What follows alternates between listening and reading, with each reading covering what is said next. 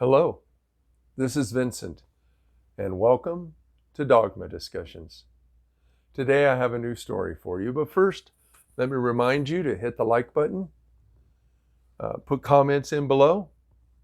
If you've experienced something like this or resonates with you, I'd be interested in reading your comments. Hit the subscribe button and be sure and hit that notification button next to it, the notification bell, so that you can be informed when new videos come out. Alrighty, here we go. This story is called Fallen from Grace.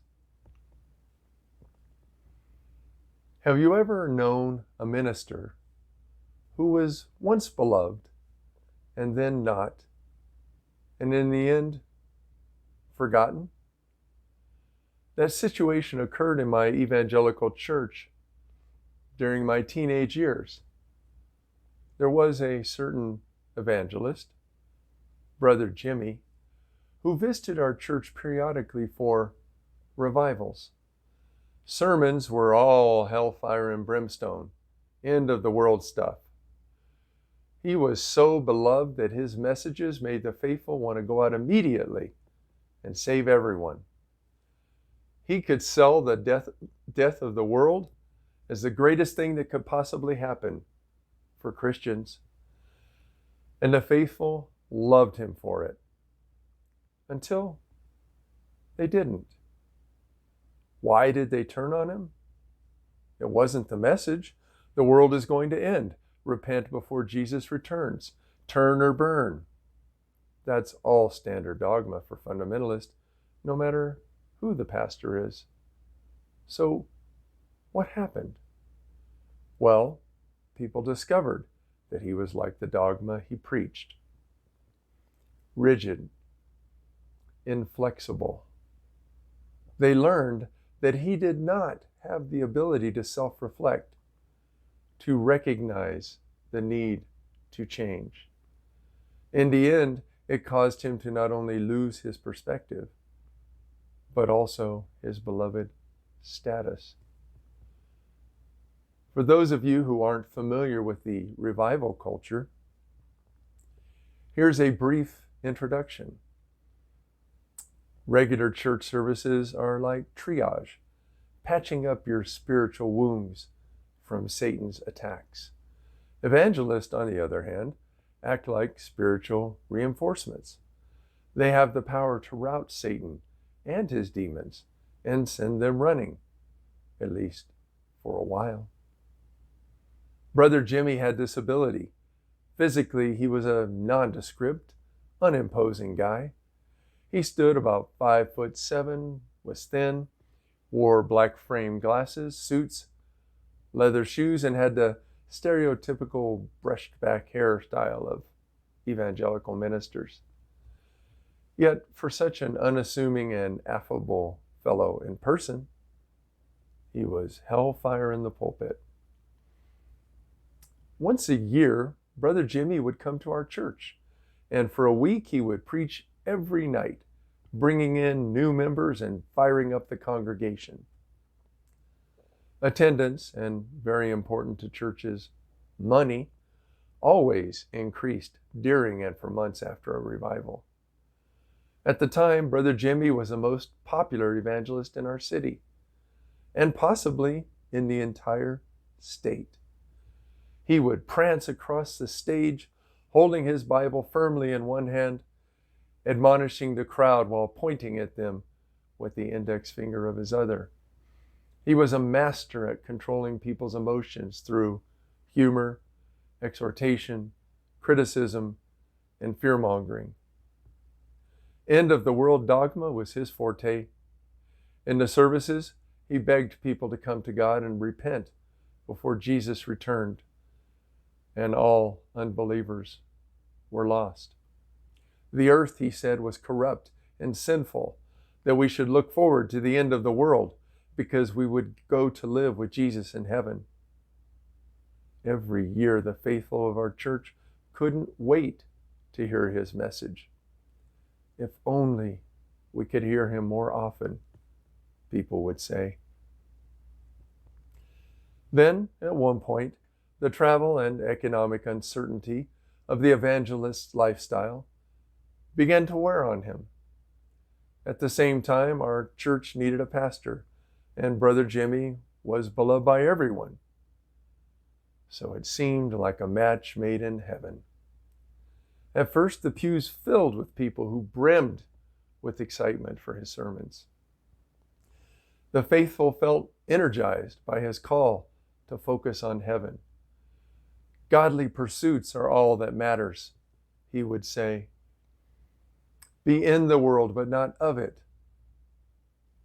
was one of his most often repeated exhortations. The trials and tribulations of the daily grind don't matter. That bad boss need not affect you. Family drama, illness, money problems, none of these are important.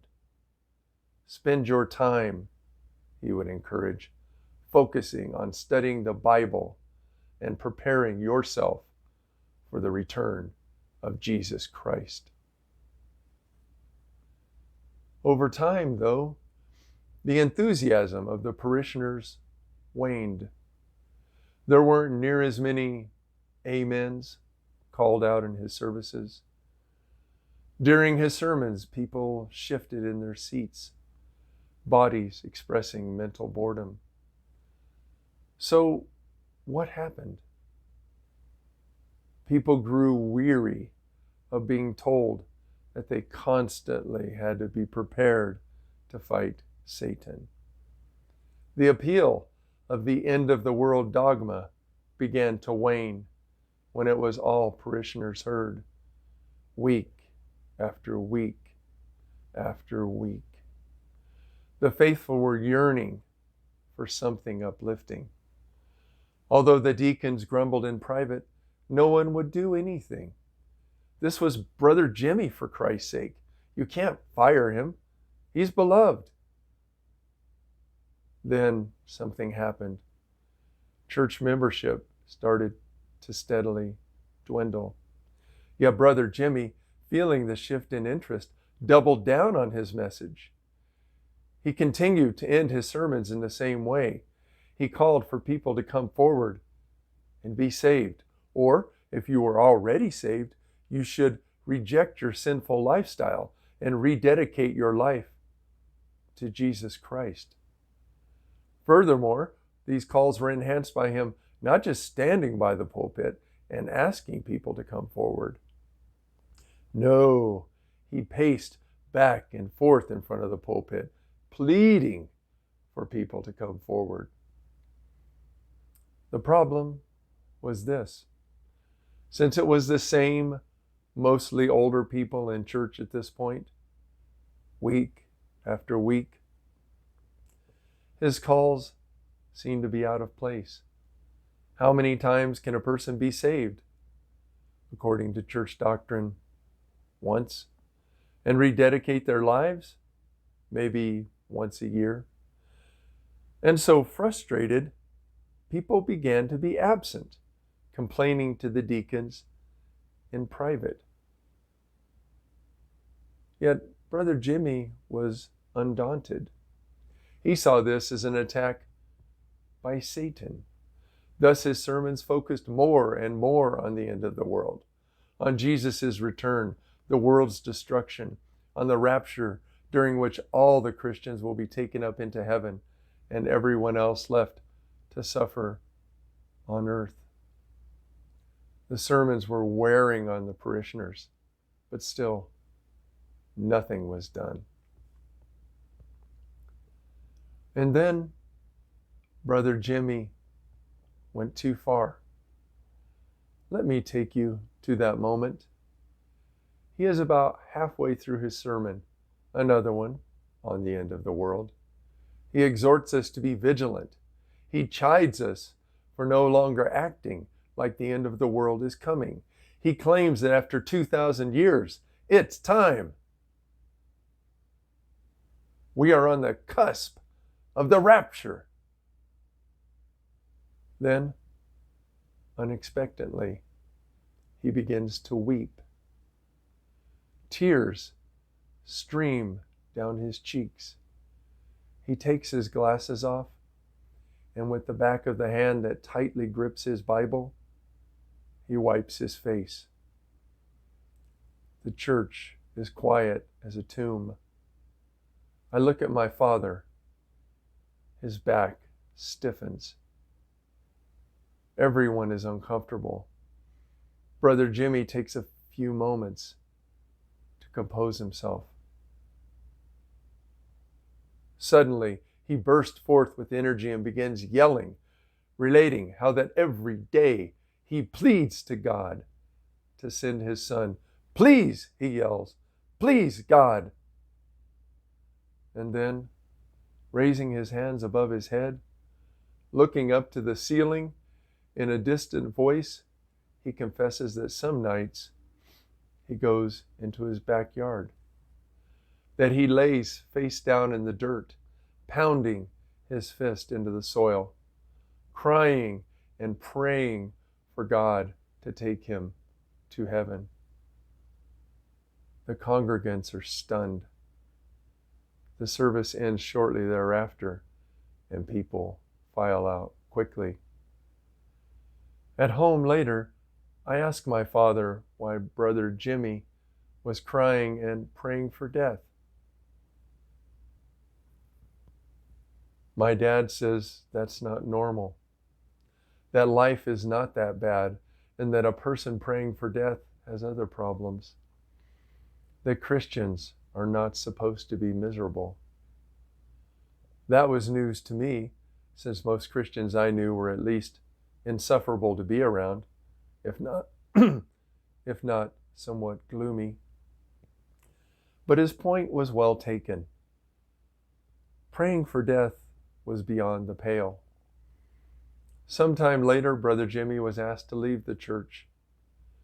It was said publicly that he had decided to go back to being an evangelist. He continued preaching the same end-of-the-world message on the church circuit in the same way. And after several years, he finally retired. Sometime later, he died. When the news of his death reached the church, there wasn't much interest among the parishioners.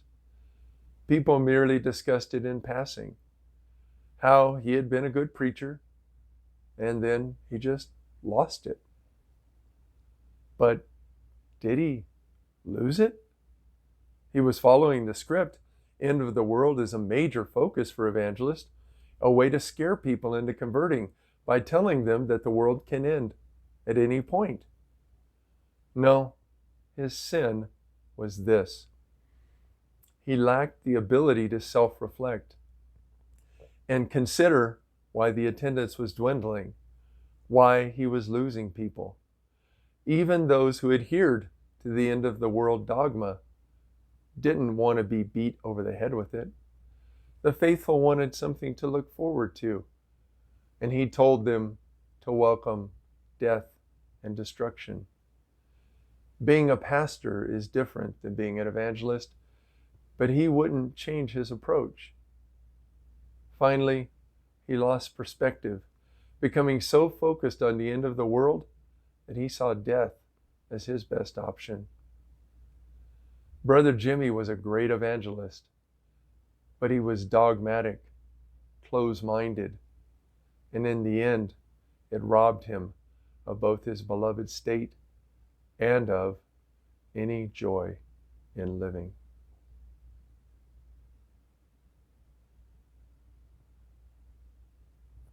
That's the end of my story. Thank you for listening. Again, please hit the like button, subscribe, hit the notification bell, leave me a comment, and I'll talk to you next time. This is Vincent. Good night.